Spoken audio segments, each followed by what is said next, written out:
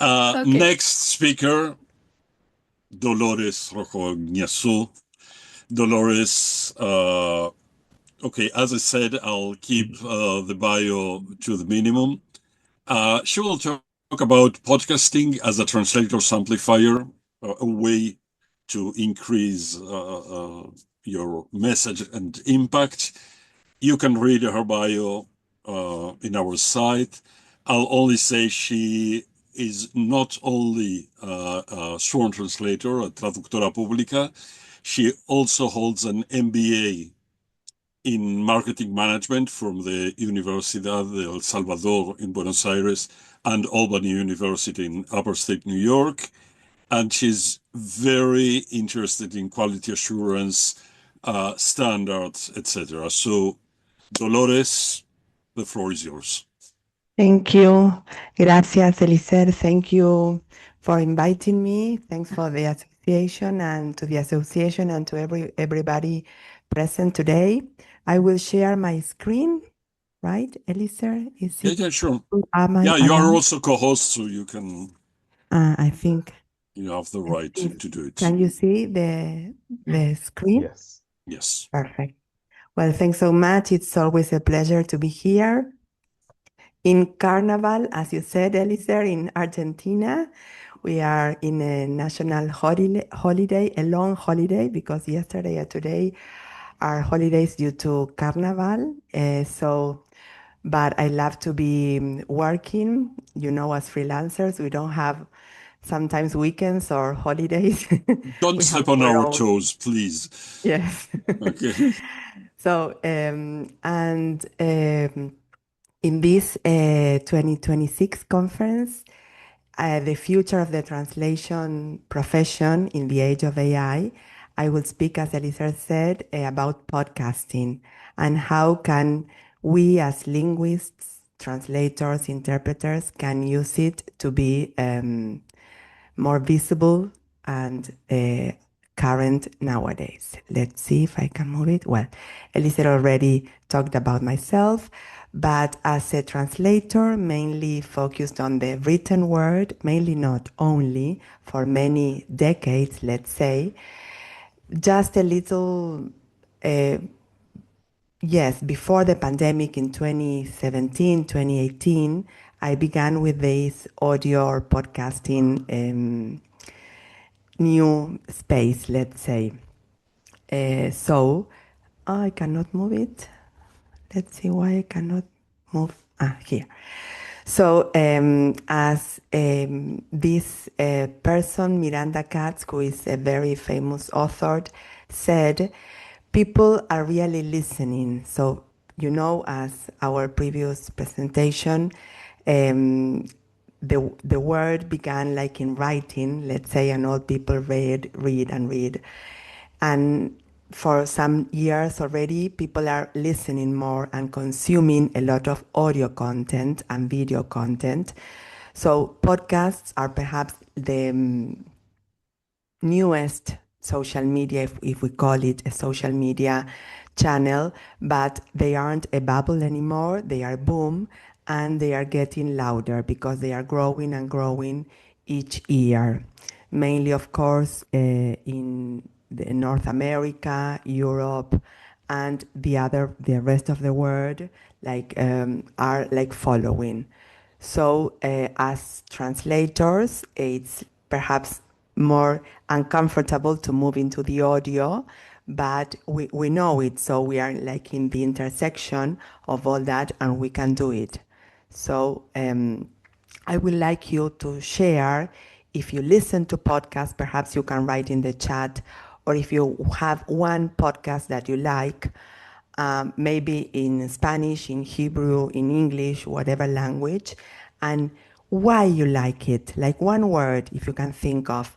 Because sometimes it's that human touch, that's why you like it, because there are many millions of podcasts, and you can listen because you like the host, you like the I don't know, the topic, or because you want to listen. In my case, I'm learning Italian, so you want to listen to the Italian sound or the person like speaking in Italian. And why you choose a specific podcast, yes? Because you like, I don't know, whatever. People are perhaps, you have also radios, perhaps, of course, and videos, because now, I think last year in 2025, Spotify began the possibility of also not only listening to the audio, but also watching the video and the audio, or just only one. But it's very interesting because, as you said, as I already said, as no matter how many there are, you always have a possibility because people will choose you, the human touch that you will bring it to your own space. Oh, sorry. So for almost 20 years, I began with translations, writing, and only working on the written world. And now shifting to the speaking word, how important it is to stay updated. I don't know, but here there are many streaming channels as well, that many people are only not perhaps watching TV anymore, but watching YouTube.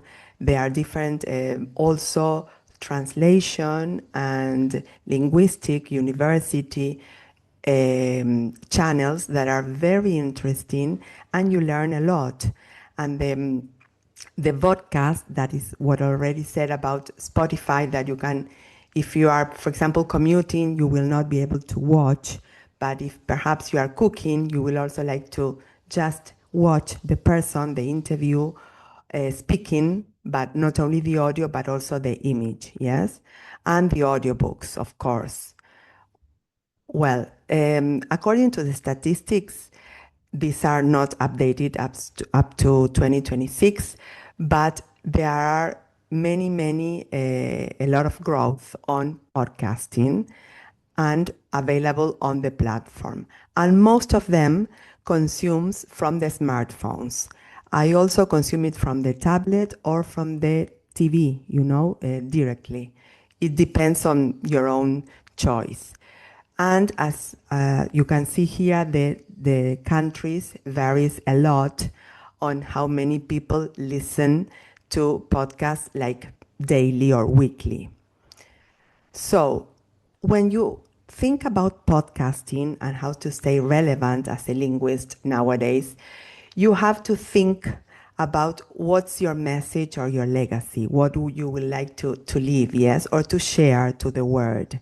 That's very important. Like, take your time and think about it.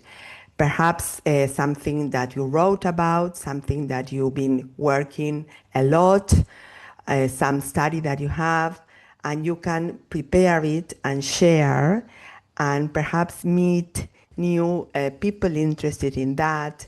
And as you know, when we share something, it's better because we continue learning. And what do you think you are good at?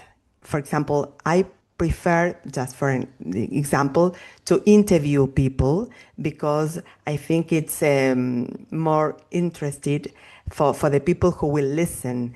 But you can also share perhaps a book that you are writing, the process, or I don't know, the sky's the limit, there are so many things that you can prepare, but you have to write down and be very specific on that.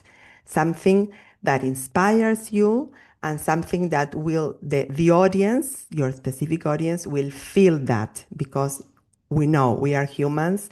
We use AI tools that help us a lot, but the human touch is always there, so the audience will listen to it. And of course, have like a podcast vision. Yes, you have to prepare a very clear idea. You will have to follow processes. Like you write, for example, I will do a weekly episode. Yes, once a week. I will, or perhaps once a month, you record all the month, 10 minutes episode, whatever you decide. But you need processes, because when we have systems, That's we have a schedule. Like it's a client that you need to submit a document, and there's a deadline. So you have to be very strict with yourself to make it happen. And of course, the last one is sharpen the saw and hit record. Yes, that's perhaps the scariest one, but you just have to do it. Yes, no hesitation. And then in my case, you can do it very, let's say, not with a lot of help, but you can hire experts to help you with that. Can you hear me well? Yes. Okay. You can edit for fine. You can edit always for clarity. Yes, to be more creative. You can hire experts for the artwork, for the publicity that you have, and you can work with the collaborators, perhaps other colleagues, other professionals that you team up with in order to create something, or you can do it all yourself. It's like zero investment, or you can invest and see what happens. This is your own choice and you have to choose it. And the mission of the podcast is very clear. It's whether to educate, to inspire, to offer help, or offer advice. So you have to choose which mission your voice will try to have or to leave as a legacy, and move it from there, move it forward. And there's a very famous book coach and communicator, Matt Abrahams, that says that there are, I don't know if you know him, he has a book that's called Think Faster, Talk Smarter, and also he has a very famous podcast, and where he focuses on improving communication, English communication.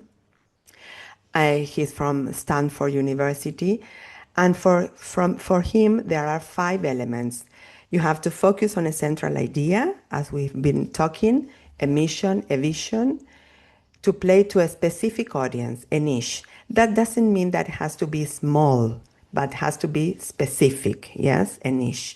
Who is your intended audience? Who will find it interested, Who will find what you have to share of use for them, yes? Regular schedules, because you will have to be consistent. You have a structure, like for example, it is a 10 minutes episode, a 1 hour, an interview, a panel, I don't know, but a structure, and you have to follow that. And of course, authenticity, because sometimes people tend to copy like famous or people that you follow because, no, I would like to be like, I don't know, something that's Michelle Obama, I don't know, whatever you may like. And say, no, it's you, it's yourself. You have to be you and copy what you like from some speakers or good communicators, but always leaving your own touch. When he says, Matt Abrahams, about the focus, like the mission and the vision, like be very clear. For example, in this sentence, how many F letters can you find? F. How many? If you can write me in the chat. How many? Very fast. If you read it, and I don't know how I cannot see the chat. Eliezer, can you help me? Yeah, sure. Put your cursor on the lower part of your screen, and you will have the ruler with the chat option. I did it. I saw. Now I can see. Yes, Danit said 6. 6F. 6 is the correct one. First, I saw only 2, then 4. I am a disaster. So you have to, like that, read with consistently, yes, with the focus, so you cannot miss anything. Thanks so much. So this is the idea of focus. As linguists, we know that, but sometimes we tend to be, more distracted. So this is very important. Also, the audience, that has to be always taken into account, the schedules, the structure, and your own authenticity. And speaking the truth, I have AI tools that I will show you now that help me, but it's me, it's my voice, and it's my own opinion sometimes that you share. And then you have the format, yes? The production and the edition. You can have like some technical elements to put into practice. They are very easy, but of course you can always hire an expert who can help you. And when thinking about your own podcast or a channel a space that you would like to have, you have to think about that. If you would like to be yourself alone speaking, or you have another one, a co-host, or panels, or perhaps you will only like to share some news about, I don't know, politics, education, academics, and latest trends, and something that is scripted or non-scripted, more spontaneous, more following like a book, or a mix, but it's very important that you choose one format and you stick to that. The most famous podcasts are like the police or criminal kind of fiction, yes? But with that, you need like more like be like an actor or an actress, but you can try, you never know. But it's all the different formats available. So when you communicate, we know that we share our own information, we share our ideas, what we have read, we have been studying, researching, and either in writing or orally, we can communicate and have our own human touch. Yes, you can give more than just the news or the piece of writing, more than only as a translator that you are sticking to what is the source document, because here you need to be more creative. And to start, you just need a microphone. It can be no microphone like the one that comes with the computer or with your mobile phone or your tablet. But when you continue, or if you would like to invest, a microphone, it's not very expensive, and headphones, and a recording software. There are many free software that you can use. They are very good, but all have like a paid version that is, of course, much better, but you can choose. Spotify, Substack, I don't know if you have heard about that newest platform. It's to write, but it also hosts a podcast, and it's coming very, very trendy because it's free and you can host your podcast, and you can also write like blogs or newsletters. And if you have or attract audience, you can later begin to be paid for that because you have like subscription-based memberships. You can try that, or you can ask whatever questions you have about it.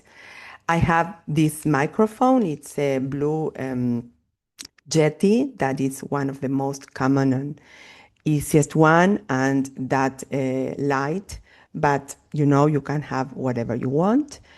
And so I'm a translator, use my podcast as a way to discuss different authors or different books that I write in order to attract international clients. Because when you are making yourself visible, someone will always listen, yes, to you.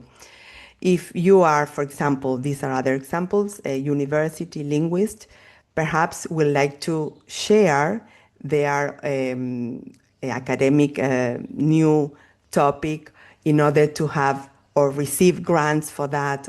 Even associations have their own podcasts in order to engage more the community, attract possible new people and opportunities, yes?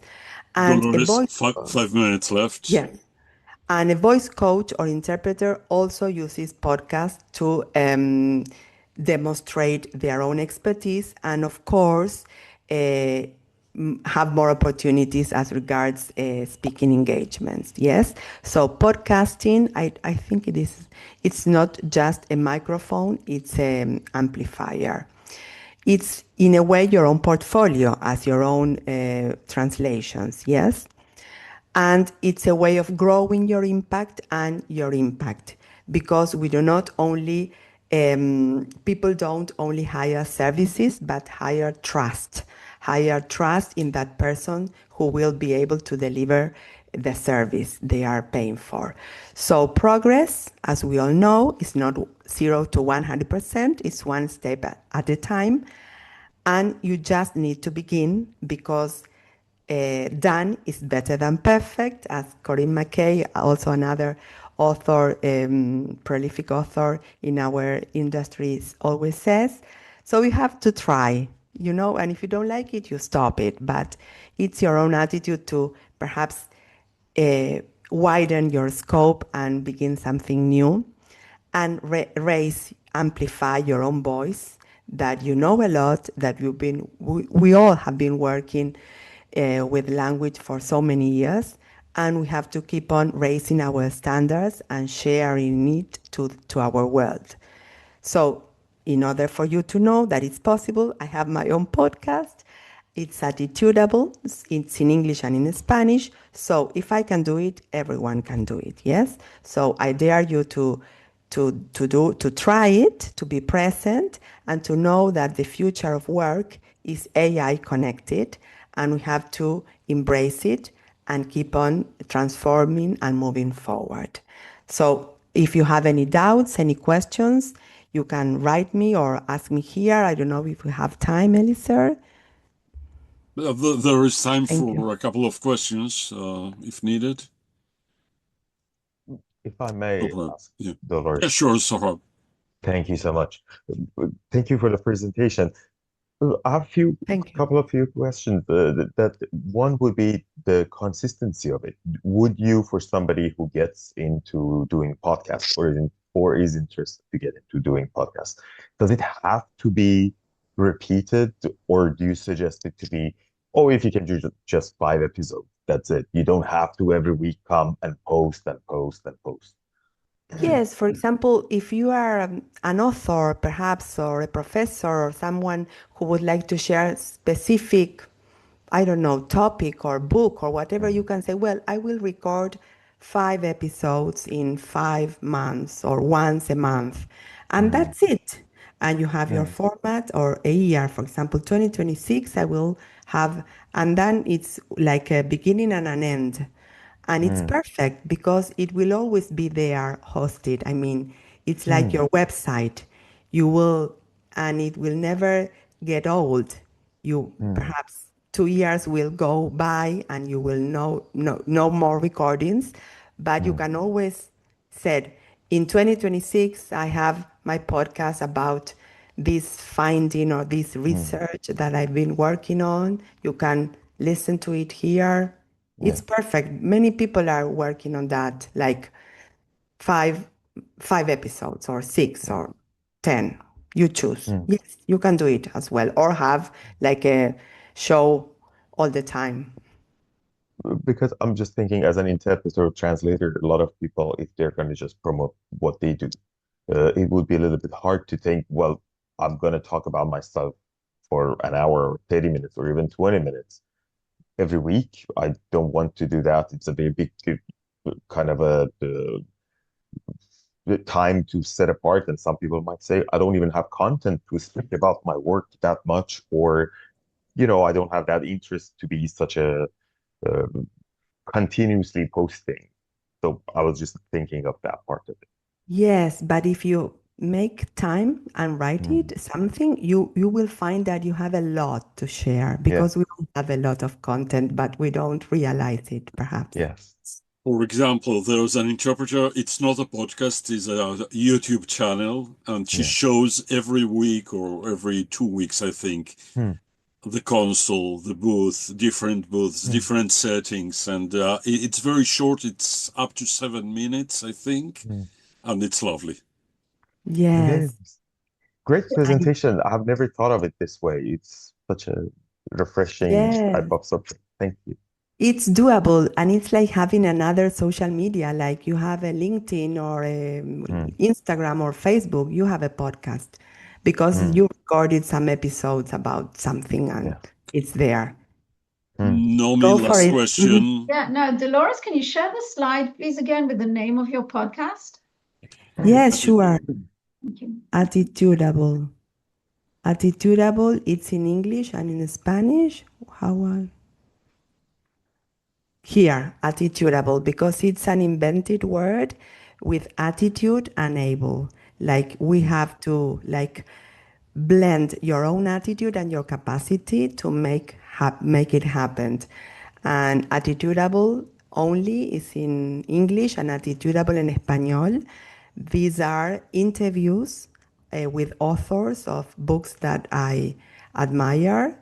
And so the conversations is about that, always the communication, the language, and the book in itself. Thank you. I found it now. Thanks so much. Perfect. So really, thank you so much, Dolores. It was really beautiful. Gabriela, I wanted to ask something. You're muted. You're muted. I have one question. She is my Yeah, sure. friend and dear colleague, but I wanted to ask Dolores, what is the best platform to upload your podcast for a beginner?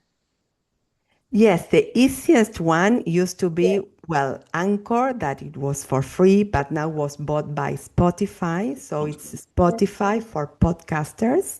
Spotify, you know, the channel to listen to music or to whatever. It has a special for podcasters that is for free.